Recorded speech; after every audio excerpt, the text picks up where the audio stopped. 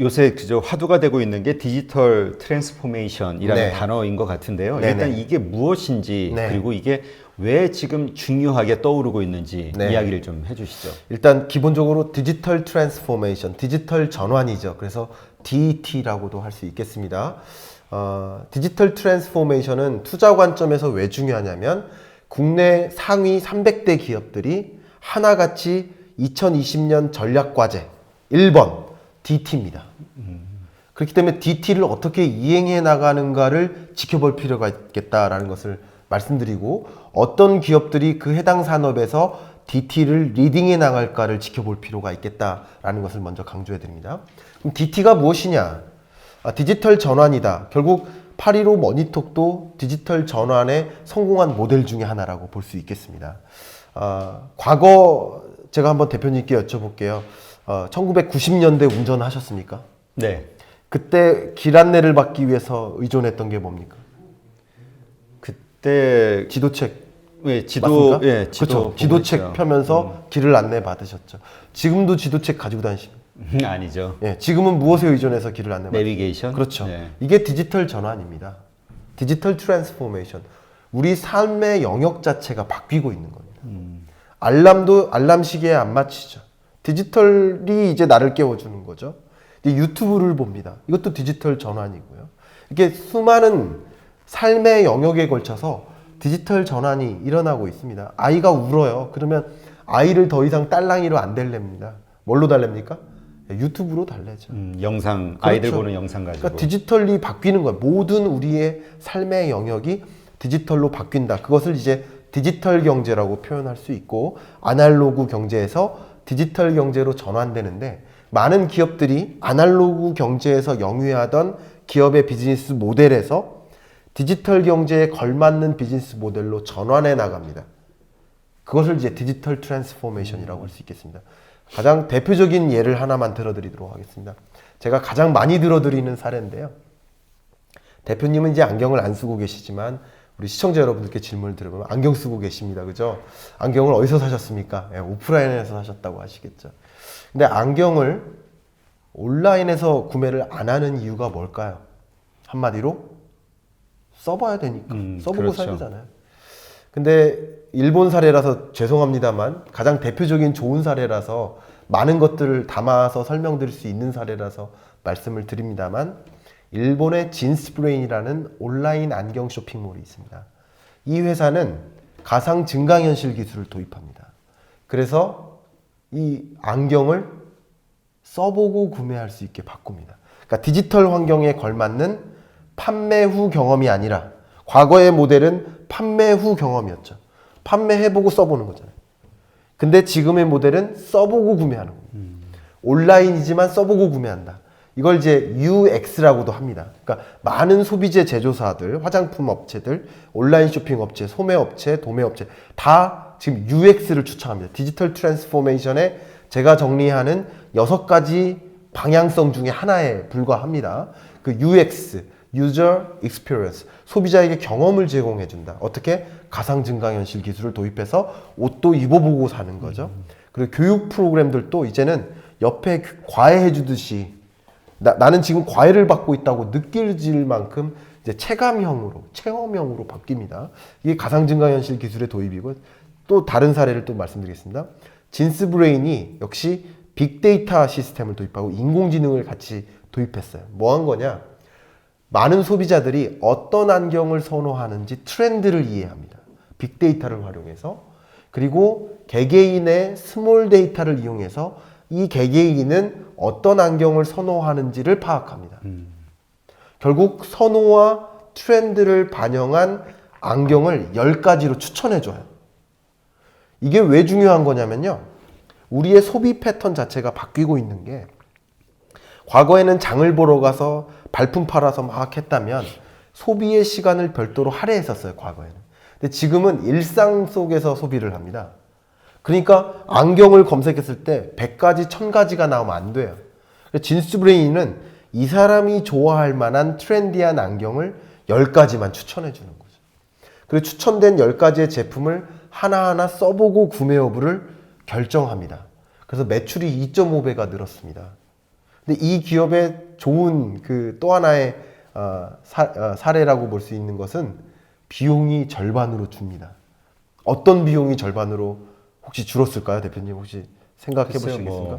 상담직이 일단 줄었을 것 같고요. 네. 예, 영업직도 아마 그랬을 것 같고. 예, 좋은 말씀입니다. 전반에 걸쳐서 비용이 줄었는데 단적으로 줄어든 비용이 뭐냐면 반품비입니다. 왜냐면 내가 원하는 안경을 추천해줬고 트렌드도 반영해줬고 그리고 그 안경을 써보고 구매했기 때문에 반품이 줍니다. 그러니까 이게 바로 디지털 트랜스포메이션에 대응한 안경업체라는 거죠. 이런 식으로 이건 정말 불과 몇 개 안 되는 사례 중에 하나지만 정말 수많은 기업들이 디지털 환경에 걸맞는 디지털 트랜스포메이션을 시도해 나가고 있다라는 것을 말씀드리고 싶습니다. 네. 근데 사실 이러한 것들이 이제 뭐 일본도 그렇고 미국도 이제 화제가 되고 있기는 한데, 네. 근데 한국 같은 경우는 이게 안경사법이라든가 이런 거에 의해서 이게 통신 판매로 안경을 파는 게 불법이더라고요. 네네. 예. 그러니까 이런 식으로 신성장 산업들이 여러 가지 규제에 의해서 막혀 있는 게 이제 사실 우리의 현실이기도 하고요. 네. 이런 상황에서 우리가 이러한 전체 세계 흐름이기도 한데, 네. 정부에서 규제하는 데는 또 논리가 있거든요. 왜냐하면 관련된 사람들, 말씀하신 대로 네. 사람이 많이 필요 없게 되니까 인력이 확 줄어버리니까 실업 문제가 네. 생길 수도 있고요. 네네. 그러니까 이렇게 적절하게 규제하는 게 나은지 아니면은 빠르게 전환해 나가는 게 나은지 네. 흐름에 따라 이게 네. 참 논쟁거리란 말이죠. 예. 뭐 정말 드릴 말씀은 많은데 한 가지 지금 규제라는 단어를 말씀드렸고 이렇게 빠르게 전환하는 게 맞느냐라는 질문, 이 두 가지 질문에 대해서 답변을 좀 드려보도록 하겠습니다. 많은 그 기업 여러분들을 만나면 그 기업의 C-레벨 분들께서 저한테 하시는 말씀이 애통해 하시면서 규제 때문에 못하겠다고 맨날 그러세요. 근데 여전히 저는 제가 정책을 비판하는 대목도 있고 찬성하는 대목도 있는데 규제 부분만큼은 현 정부의 규제 정책을 굉장히 옹호하는 사람입니다. 그 부분을 제가 한번 말씀드려보면 항상 우리는 규제가 강화된 나라, 우리나라는 규제가 강한 나라죠, 상대적으로. 네, 그렇죠. 근데 규제가 강한 나라인지 여부를 보는 게 아니라 규제가 강한 나라라면 규제가 더 강해지는지 약화되는지 약화된다면 더 빠른 속도로 약화되는지 이 변화를 보실 필요가 있겠다라는 말씀을 드리는데 어떤 변화들이 있는지를 잠깐 소개해 드리겠습니다. 구체적인 사실은 전 정권부터 뭐 박근혜 대통령, 이명박 대통령, 노무현 대통령 그 전부터 김대중 대통령 그 전부터 규제 왼수 덩어리라는 말을 막 외치면서 규제 완화를 위한 움직임을 엄청나게 해왔습니다. 연례 행사죠. 그렇죠. 근데 현 정부도 마찬가지예요. 근데 다만 현 정부가 잘하는 정책 한 가지는 구체적인 액션을 담고 있다라는 측면에서 저는 굉장히 옹호하는데요. 첫 번째 2019년 1월부터 도입했던 게 규제 샌드박스입니다. 규제 샌드박스 매우 중요합니다. 그러니까 샌드박스 하면 모래사장에서 아이들이 막 모래놀이 하는 그런 거예요. 마치 모래성 짓고 원하지 않으면 다시 허물어뜨려 보듯이 마음껏 시도하는 그 장을 마련한 거예요. 이 인근에 한국산업기술진흥원이라고 있는데 이제 거기서 뭐 하냐면 규제 샌드박스 신청을 받습니다. 그러니까 많은 기업들이 이거 나 이 신산업 하고 싶은데 규제 때문에 안 될 것 같아요 하는 의문이 있다면 이메일 보내면 됩니다. 이메일 보내서 만약에 규제 샌드박스에 3법이 있는데 이거 다 소개할 수 없으니까 3법 중에 첫 번째 법 하나가 뭐냐면 30일 동안 답변이 없다. 우리 이메일로 문의했는데 30일 내에 답변이 없다. 그럼 규제가 없는 것으로 간주한다가 첫 번째 법안입니다. 결국 이 규제 샌드박스를 통과한 게 그 현대자동차의 수소 충전 인프라인 거예요. 1호가. 그 밖에 여러 지금 한 200여 가지의 기업들의 제품과 서비스가 규제 샌드박스를 통과해서 신산업을 진행하고 있습니다. 근데 많은 중소기업들 대표님들 보면 아쉽게도 이런 변화를 이제 모르시는 경우가 많으세요. 근데 이거는 저는 솔직히 굉장히 대단한 변화다라고 생각이 되고 규제 샌드박스는 정확히 영국의 제도를 가지고 온 겁니다. 그리고 두 번째 중요한 거 2019년 7월부로 규제 자유특구를 지정하죠. 이거는 중소벤처기업부가 주관이 됩니다. 규제 자유특구를 7개 지역을 선정해요. 그래서 그 지역만큼은 규제 프리존이 되는 거예요. 이 산업에 한해서는. 그래서 예를 들면 세종시 같은 경우 뭐 이모빌리티라든가 뭐 이렇게, 그리고 뭐 경북 지역 같은 경우는 전기차 배터리를 재활용하는 산업이라든가, 이렇게 각 지역별로 7개 지역을 선정해서 그 지역에 예를 들어 부산이 블록체인입니다. 그러니까 블록체인을 활용하는데 규제 없이 맘대로 해봐라 이거예요. 부산에서만큼은. 그렇게 규제 자유 특구를 지정하고 11월 달이었던가요? 14개로 확대 편성하고요. 2020년 2월쯤에 규제 자유 특구를 한 차례 더 확대 편성할 것으로 보고 있습니다. 지금 만지작거리고 있습니다. 그렇게 규제 자유 특구를 확대 편성하면서, 그러니까 전국의 규제 자유 지역화하고 있어요. 물론 산업에 국한되고는 있지만 강원도 같은 경우가 디지털 헬스케어고 그렇습니다. 그렇게 규제 자유 특구를 지정하고 확대해 나가는 과정에서 결국 체감되는 규제가 완화되고 있는 건 사실입니다. 이런 변화를 본다면 규제가 완화되는 환경 하에서 기업들이 신산업을 진출할 만한, 영위할 만한 그런 영역들이 많아지는 것이라고 볼 수 있고요. 또 정부의 지원도 한번 말씀을 드려보면 2020년 예산안에 담긴 4대 중점 투자 분야 중에 하나가 바로 DNA입니다. 그러니까 데이터, 네트워크, 5G, 네트워크 5G고요. 그리고 AI, DNA. 결국 빅데이터, 인공지능, 5G 기반 산업, 이런 것들을 적극적으로 리딩할 수 있도록 우리나라가, 그래서 많은 기업들이 디지털 트랜스포메이션을 진행할 때 정부의 지원을 해주겠다. 제조기업이라면 스마트 팩토리인 거고요. 뭐 농업이라면 스마트 파밍인 거고요. 쉽게 말씀드려보면 이런 식으로 적극적으로 지원해주겠다라는 그런 정책들을 만들고, 핵심 인력이 많이 부족해서 마련한 것이 AI 국가전략안에 담겨 있죠. AI 국가전략안에 AI 학과를 드디어 만듭니다. 그러니까 우리나라 인공지능 학과 없어. 인재 육성할 만한 뭐 그런 게 없어. 없는 거 맞죠?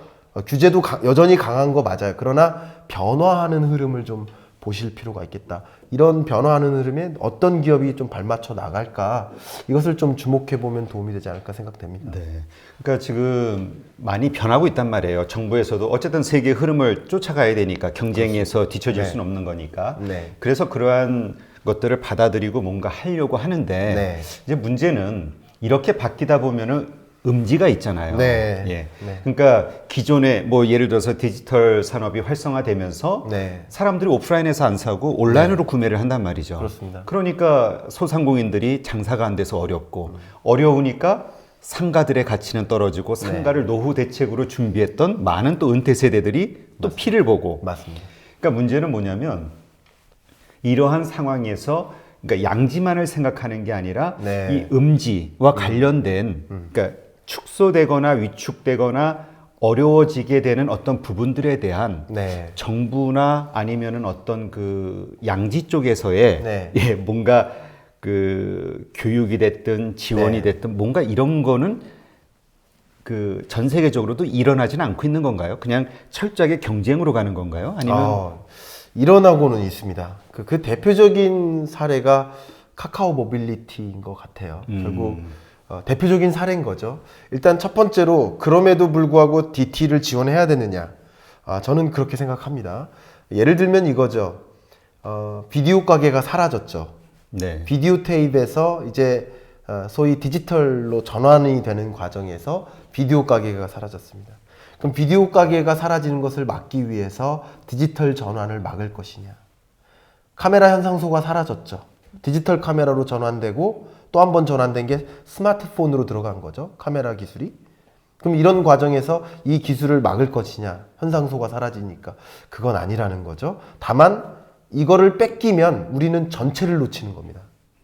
플랫폼 비즈니스를 뺏기면 우리 산업 전체를 놓치는 거예요.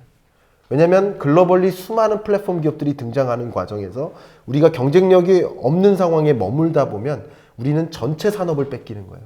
어쨌든 우리는 글로벌 경쟁력을 생각해야 되기 때문에 이것은 지원해야 되고 우리 기업들이 적극적으로 추진해야 됩니다.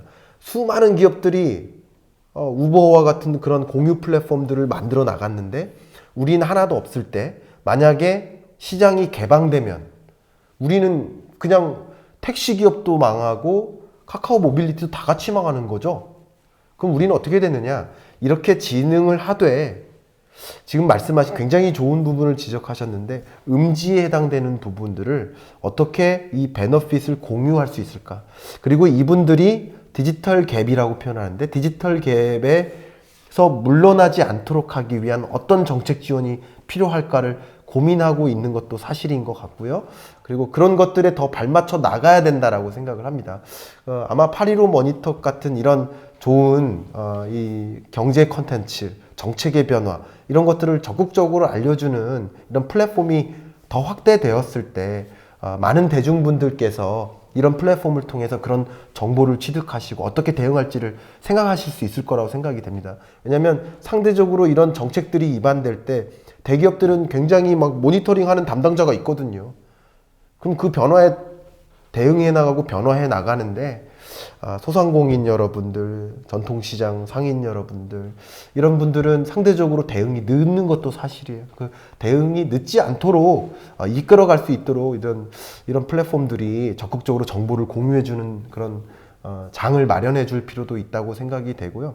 마지막으로 고용 부분을 좀 말씀드리고 싶어요. 굉장히 조심스럽습니다. 음지 중에 하나가 고용이라고 생각을 하실 수 있습니다. 사실이기도 합니다. 근데 정말 진심으로 일자리의 규모가 줄어들까? 일자리의 규모는 사실은 늘어날 수 있다. 소위 이제 증기가 도입된 그 산업혁명을 1차 산업혁명, 전기가 도입된 산업혁명을 2차 산업혁명, 인터넷이 도입된 산업의 혁명을 이제 3차 산업혁명, 뭐 인공지능, 빅데이터, 사물인터넷 이런 기술들이 도입된 산업혁명을 4차 산업혁명이라고 하는데 증기가 도입됐을 때도 일자리 줄지 않았습니다. 전기가 도입됐을 때도 사람의 일을 대체했지만 일자리가 줄어들지 않았습니다. 인터넷이 도입됐을 때도 일자리가 줄어들지 않았습니다. 왜냐하면 이런 기반 기술에 기초한 새로운 비즈니스가 커지기 때문에 벌크가 커지기 때문에 생산성이 늘어난다고 하죠. 생산성이 늘어나기 때문에 생산성의 개념은 분모가 인풋, 분자가 아웃풋이죠. 그러니까 생산성이 늘어난다는 얘기는 같은 생산물을 만들 때, 운동 한 켤레를 만들 때 인력이 10명 들다가 이제 2명만 필요하다. 그러니까 생산성이 는다라고 이야기를 하시지만 이거는 전제가 뭐냐면 아웃풋을 고정해 놓고 이야기하는 겁니다. 근데 아웃풋이 급진적으로 늘어나는 거예요. 그래서 아웃풋이 10개의 운동화에서 운동화로만 따진다면 그렇지만 10개에서 100개로 늘어나는 거예요. 그러면 10명이 요구되다가 2명이 요구되지만 20명으로 늘어나는 거예요. 제가 무슨 말씀이냐면 디지털 트랜스포메이션의 과정에서 네이버라는 기업이 등장한 거예요. 카카오라는 기업이 등장한 거고요. 알리바바, 바이두 이런 기업들이 등장한 거예요. 근데 우리나라 주요 기업들 중에 예를 들면 뭐 기업 중에 뭐 더존 같은 경우 이제 더존 잘 아시죠? 더존 같은 경우도 우리 세금 계산서를 전자세금 계산서로 전환하는 핵심 그 비즈니스입니다. 이렇게 전환되는 과정에서 더존 같은 기업이 생기는 거예요. 우리 챗봇이 도입되면서 전화 상담사가 줄어들겠죠. 그건 맞는 말씀입니다. 근데 전화 상담사가 줄어들지만 챗봇 기업들이 늘어난다. 우리나라 현재 8개 됩니다. 그 1위 기업이 와이즈넛이죠. 와이즈넛 어쨌든 그 와이즈넛 기업 같은 경우 지금 현재 300명이 넘습니다. 그리고 인사관리 시스템에도 그렇고요. 인공지능이 도입되는 거죠. 그러니까 여러 가지 분야에 걸쳐서 그런 새로운 시스템이 도입되면서 일자리가 줄어들 거라고 보고 있는 거 맞아요. 근데 그거는 특정 영역의 일자리가 줄어드는 것이죠. 전체 일자리는 늘어날 수 있습니다. 왜냐하면 해당 비즈니스가 커지기 때문에. 그럼 우리는 투자 관점에서 혹은 나의 경력 관리 관점에서는 앞으로 부상하는 일자리 그리고 어떤 기업들을 중심으로 이 디지털 트랜스포메이션의 트리거가 될까요? 다시 말하면 이 기업이 뭐 A라는 기업이 아날로그 경제 모델에서 디지털 경제 모델로 바꿔요. 바꾸려면 이런 여러 방금 말씀드린 더존이라든가 와이즈넛이라든가 이런 기업들이 트리거 작용을 하는 거예요. 디지털 전환을 할 수 있는 핵심 기술을 제공하는 거예요. 소프트웨어와 솔루션을 제공하는 겁니다. 그럼 이런 기업들에 대한 관심도 투자 관점에서 가져볼 필요가 있겠고요. 그리고 해당 서비스와 제품 해당 산업 내에서 어떤 기업들이 디지털리 혁신적으로 전환해서 정말 차원이 다른 비즈니스 모델을 제공할까? 그래서 해당 시장을 장악해 나갈까? 그러니까 디지털 리더를 찾을 필요도 있습니다. 그러니까 이런 관점에서 투자 관점에서 고민하실 필요가 있을 것 같고, 또 우리 청년 여러분들이라면 그런 나의 진로 문제 입장에서도 이 디지털 전환에 대한 관심을 가지면서 비단 공학자들만 말씀드린 게 아닙니다. 경영 경제 하시는 분들도 저처럼 저도 그런 거잖아요. 디지털이 어떻게 전환한지를 연구를 한 거잖아요. 결국 경영 경제 분야에서도 디지털 경제를 이해한 사람들은 기업에게 좋은 전략적 제안을 할 수 있습니다. 그런 사람들이 인재로 육성될 가능성이 높죠. 그런 것들. 규제를 전공하는 법학 전문가들도 필요한 것이고요. 규제 변화에 적극적으로 대응하기 위해서 이렇게 여러 분야에 걸쳐서 경력 관리라는 측면에서도 우리가 고민해 볼 만한 여지가 굉장히 많이 있는 영역이다. 강조하고 싶습니다. 네. 네, 좋은 말씀입니다. 어쨌건 사회가 아주 빠르게 변하고 있기 때문에요. 일단 말리고 싶은 거는 오프라인 소상공인들 가게 오픈하는 것만큼은 일단 요즘은 주변에 많이 말리는데, 그러니까 사회가 바뀌어가니까 그만큼 그게 경쟁력이 그러니까 경쟁이 더 심해지고 어렵잖아요. 생존하기가. 그러니까 이러한 변화되는 트렌드를 한번 잘 살펴보시고 이 가운데서 기회 혹은 그 투자의 기회 이런 것들을 찾으시면 좋을 것 같습니다. 네, 오늘 그 경제 읽어주는 남자 김광석 우리 저자님과 함께 한 시간이었습니다. 좋은 말씀 감사합니다. 제가 감사합니다. 네.